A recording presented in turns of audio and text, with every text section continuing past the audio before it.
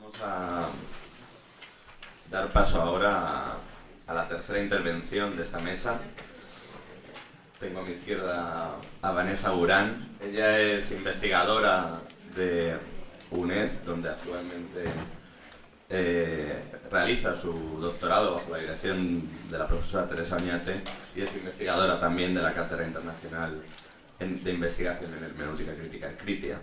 Se licenció en Filosofía por la Universidad de Salamanca y cursó un máster en Estudios Literarios por la Universidad Complutense de Madrid. Entre sus temas de investigación, si no me equivoco, pues haya la relación de la filosofía con la literatura y sobre todo el tratamiento ontológico del lenguaje. Bueno, Vanessa.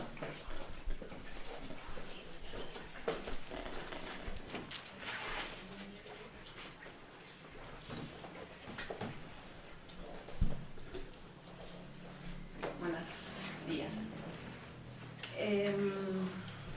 Cuando Teresa me propuso preparar una pequeña ponencia para hoy, me agarró en un momento dado en que justo estoy muy lejos de la poesía. Estoy en un pleno momento de investigación sobre el tema de la cuestionabilidad, trabajando para ello con el texto de Martin Heidegger, La proposición del fundamento, traducido por el profesor Pérez Duque, que por suerte está aquí y bueno, quizás después si tiene ganas nos puede contar algo sobre la traducción. Pero cuando empecé a reflexionar y pensar un poco en lo de que trataban estas ponencias, dije, bueno, filosofía y arte, filosofía y poesía, ¿no? Y me surgió, claro, la pregunta que está ahí continuamente, que se mantiene a lo largo de toda mi investigación, y es justamente cómo pensar a la vez el decir proposicional y el decir poético. Y la pregunta que me surge continuamente cuando pienso en esta relación es, ¿no hay acaso un abismo muy profundo de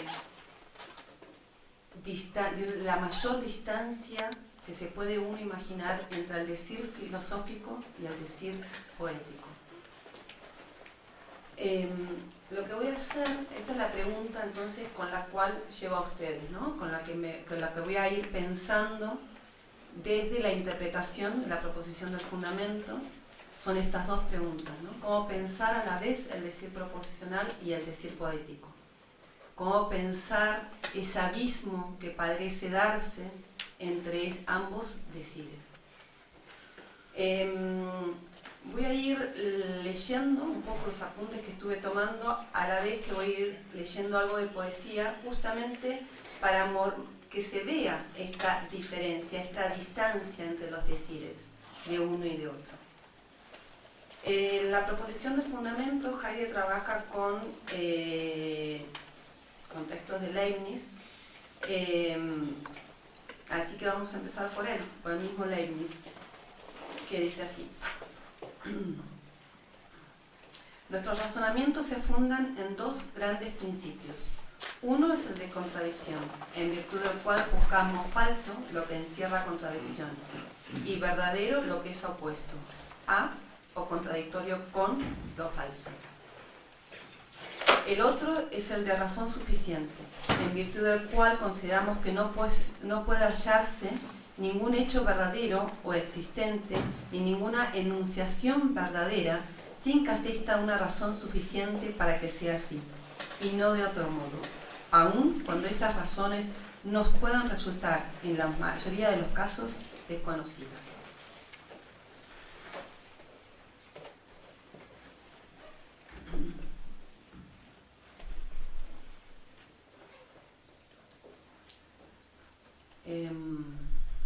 Perdón, un segundo.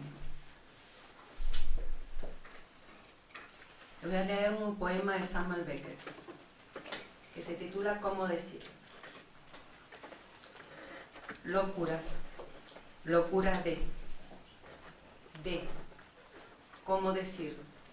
Locura de lo, desde, locura desde lo dado, locura dado lo de, visto, locura visto lo, ¿cómo decir esto? esto de aquí, todo esto de aquí, locura dado, todo lo visto, locura visto, todo esto de aquí, de, como decir, ver, entrever, creer, entrever, creer, querer, creer, entrever, locura de querer, creer, entrever, qué, cómo decir.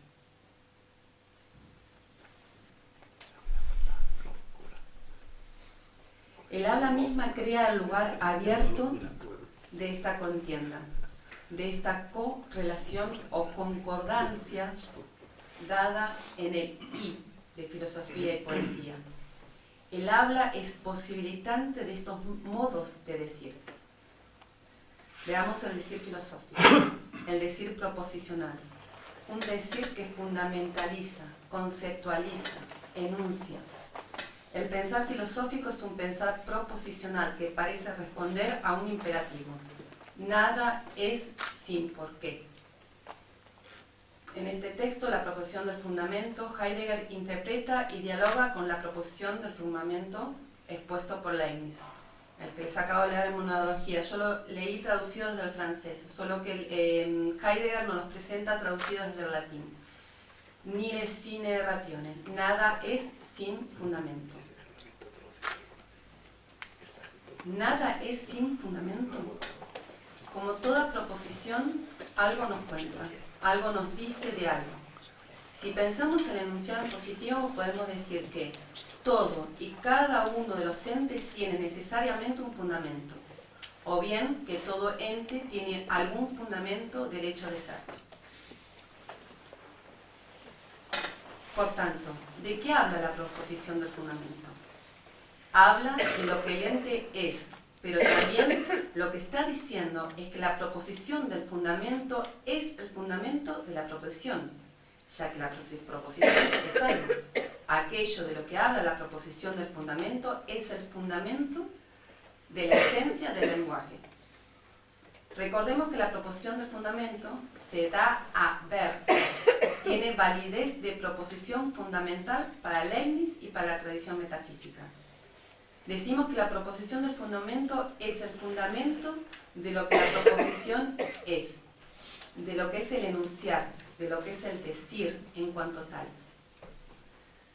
Permanecemos todavía en Leibniz, en la interpretación que nos da Heidegger de este enunciado, o de este principio, como es presentado por Leibniz. Permaneciendo en Leibniz, entonces podemos decir, interpelando las verdades de razón y las verdades de hecho, que no puede hallarse ningún hecho verdadero o existente, en tanto efectivo, determinado, ni ningún enunciado verdadero, sin que haya una razón suficiente para que sea así, y no de otro modo. Aun cuando esas razones no puedan resultar, como dice Leibniz, en la mayoría de los casos desconocidas. Fundamento parece decir condición de posibilidad. Causa. Recordemos que en el sistema de Leibniz este principio, según nos lo cuenta Heidegger, se refiere a todo lo que es. Nada acontece sin causa. Es decir, sin causa, nada llega a ser algo ente. Citando literalmente a Heidegger, aunque realmente por ahora no he salido nunca de las palabras de él, no son palabras propias, hay algo en la naturaleza de las cosas que da razón de por qué algo exista más bien que nada. Volvamos sobre lo dicho. La proposición del fundamento es el fundamento de lo que la proposición es.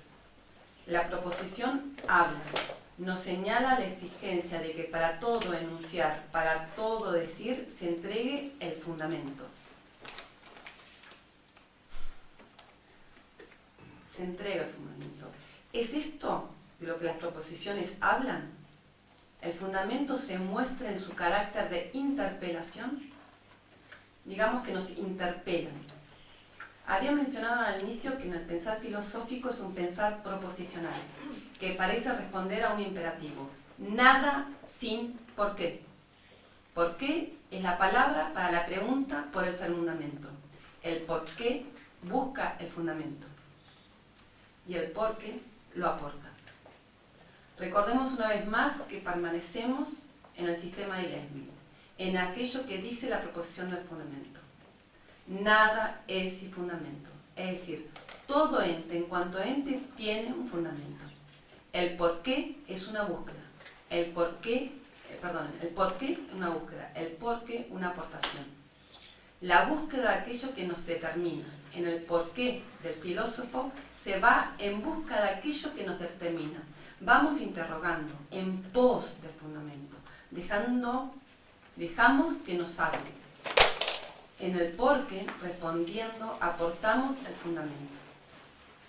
¿Ven acaso el peligro de lo que estamos diciendo?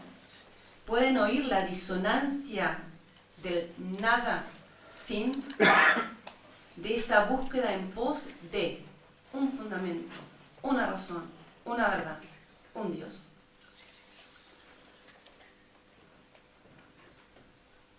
Jorge Luis Borges, El laberinto.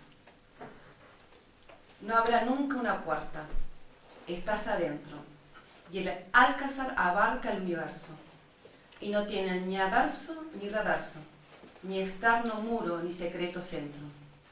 No esperes que el rigor de tu camino, que tercamente se bifurca en otro, tendrá fin. Es de hierro tu destino, como tu juez. No aguardes la embestida del toro que es un hombre y cuya extraña forma plural da horror a la maraña. De interminable piedra entretejida, no existe, nada esperes, ni siquiera en el negro crepúsculo la fiera.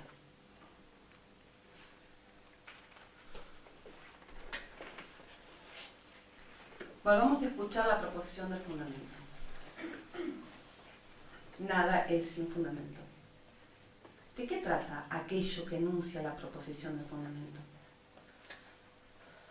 Entendida en su modo habitual, no es un enunciado alguno sobre el fundamento, sino sobre lo ente, en la medida en que este es, en cada caso, un ente. Pero permanezcamos en la escucha, prestemos oídos. Nada es sin fundamento. Es fundamento. El es nombra el ser de lo que en cada caso es ente. El es nombra el ser y el fundamento nombra el porqué. ¿La proposición del fundamento es un decir del ser? ¿Era esto lo que permanecía oculto en el decir proposicional? ¿Acaso el decir de la proposición del fundamento, como el decir poética, sin expresarlo, dice algo? ¿Cómo escuchamos el sonoro?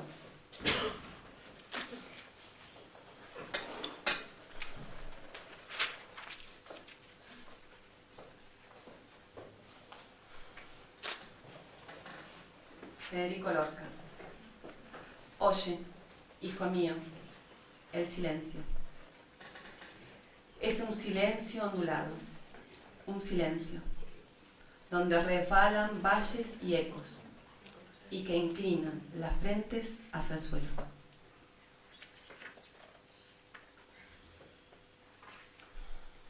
La proposición del fundamento habla del ser del ente. Todo ente tiene su fundamento suficiente. Todo ente tiene su causa de ser plenamente lo que es. Nada es sin fundamento. Nada hay sin. Pero jugando el juego del lenguaje nos dejamos interpelar y decimos, es fundamento. ¿Qué nos señala esta nueva proposición? Ser y fundamento. Poesía y filosofía. De nuevo el y. De nuevo cómo pensar a la vez aquello que se dice en relación, pero siendo lo más abismal. La proposición del fundamento nombra el ser, pero no cae bajo su dominio, porque aquello que dice en su decir propio es el ente. Solo el ente es, pero de algún modo es fundamento. Parece decir ser y fundamento, lo mismo. retengamos la palabra fundamento. Ya habíamos visto fundamento pensado como causa, aquello a propósito de lo cual algo sucede. Pero fundamento es también fondo, lo más profundo u hondo de un pensamiento, o bien el suelo sobre el que se erige y asienta una vivienda, o bien el suelo como aquello fecundo a partir del cual brota el mismo. Ser es, en cuanto ser, fundante. Solo por este motivo tiene el ente, una y otra vez, su fundamento. El ser esencia en sí en cuanto fundante, siendo el mismo sin fundamento. Heidegger nos dice ser, dos puntos, fondo, guión y guión abismo. Fondo y abismo. En alemán, Grund significa fundamento, pero también suelo y fondo. Y abismo se dice Abgrund, siendo ab, desde, partiendo desde el fondo, partir desde, hacia o un marcharse desde. Abismo, aquello desde lo que nos habla, aquello desde donde somos llamados como un eco en el propio silencio del abismo. Hemos dado un salto. Hay una transposición desde la proposición fundamental del fundamento como proposición acerca del ente, al decir del ser en cuanto ser. Nos dejamos interpelar, nos dejamos decir, y en el salto intentamos dejar ser las palabras otra vez palabras.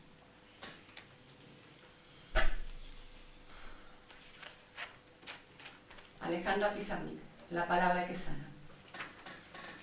Esperando que un mundo sea desenterrado por el lenguaje, alguien canta el lugar en que se forma el silencio.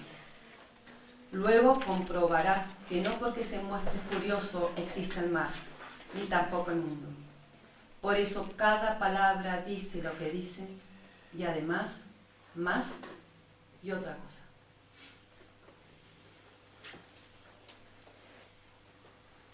Y nos encontramos entonces ahora sí en el decir poético. Solo hay mundo donde hay habla. Estoy ahora en el texto de Heidegger, de Hölderlin y la esencia de la poesía. Solo hay mundo donde hay habla.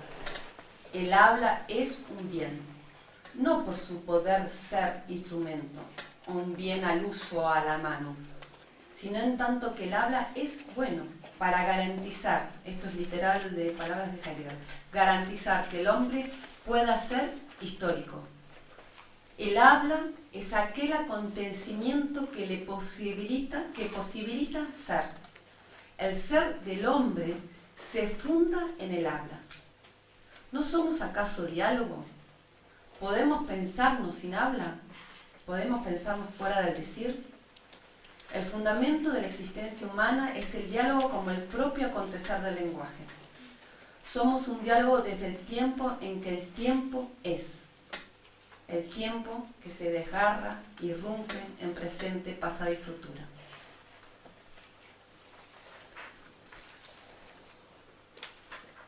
¿Quiénes son los que captan en el tiempo? ¿Quiénes son aquellos que captan ese desgarramiento? ¿Quiénes son aquellos que logran detener ese tiempo desgarrado en una palabra? Para Heidegger la pregunta nombra, esta pregunta nombra desde siempre, y tomemos siempre, permítanmelo como memoria, al poeta. Nos dice, lo permanente lo instauran los poetas. La poesía es instauración por la palabra y en la palabra. El poeta nombra a los dioses y a todas las cosas en lo que son. El poeta, al decir la palabra esencial, nombra con esta denominación por primera vez al ente por lo que es, y así es conocido como arte. El lenguaje primitivo es la poesía como instalación del ser.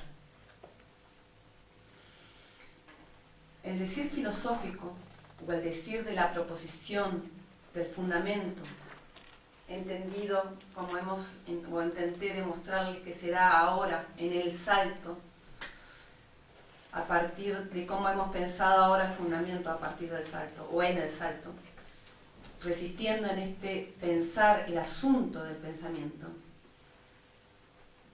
parecería que la posición del fundamento se abisma en el decir poético, se hunde, se arraiga y desde este suelo parte o brota. Fondo a partir, es decir, manteniendo la pregunta por el ser, el decir descubierto de la proposición del fundamento, ¿no parece ya estar destinado en el sino del ser?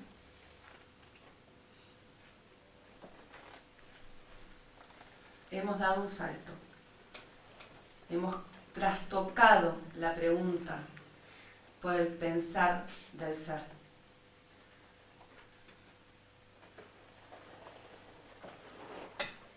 Dice Oliverio Gironda: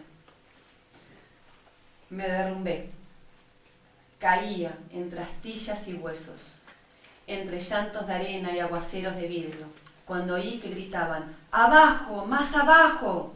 Y seguía cayendo, dando vueltas y vueltas, entre ásperas cenizas y gritos mutilados: ¡abajo, más abajo! En espiral, rodando, envuelto en lo derruido, en turbios remolinos de trozos y fragmentos, de esquirlas, de gemidos. ¡Abajo, más abajo! Entre escombros y ruinas, ululantes, informes, a través de la asfixia, del horror, del misterio, más allá del aliento, de la luz, del recuerdo. Mientras permanezcamos en este camino encontrado, quizás podamos ahora oír la concordancia, copertenencia que permanecía no vista en el I, o yo no veía, de filosofía y poesía. Les recuerdo la pregunta: ¿cómo pensar a la vez el decir proposicional y el decir poético? ¿No hay acaso un abismo más, el abismo más profundo entre el decir poético y el decir filosófico? Si pensar es rememorar, si pensar es religar, soportando la diferencia necesaria para que cada cual pueda decir en su voz propia, en la reflexión o en la flexión del nexo, no hay, de este I, no hay ni sustitución ni síntesis. La distancia y la contienda que se da en estas instancias del lenguaje es necesario que permanezca para que puedan darse el ser de lo que es siendo, sea concepto, sea poesía, porque en ambos se dice mundo. Volviendo a Heidegger en la proposición del fundamento. Los hombres no podemos ser los seres que somos sin prestar atención al mundo que nos determina. Una atención a la cual, al mismo tiempo, atendemos a nosotros mismos. El hombre, para estar en las posibilidades de su estar, tiene que prestar atención a cuáles son los fundamentos que los determinan en cada caso y al modo que estos son. He intentado de traerles una interpretación o una primera interpretación de lo que ha sido mi primer encuentro con este texto. Tengo que volver sobre él. A aquellos que no lo conozcan, espero que les haya dado un par de modos de introducirse, y los que ya lo conozcan, soy bienvenida a cualquier diálogo que podamos tener juntos. Quisiera terminar únicamente con un último poema, de ser posible, que se llama, de Oliverio Gironda. Mi lubidulía, mi golosí da lobe, mi luz, tan tú que me enlucí el abisma, y desentrateledura, y Venusa frodea, y me nirvana el suyo la cruz y los desalmes, con sus melimeleos, sus eropsiquedas, sus decúbitos lianas y de hemisferios limbos, y gormullos, mi lu, mi luar, mi mito, de monoave, de arrosa, mi pez, hada, mi lubista nimia, mi lubisnea, mi lu más rar, más lampo, mi pulpa luz de vértigo, de galaxia, de semen, de misterio, mi luvela, luz sola, mi total luz previda, mi toda luz, lo mío.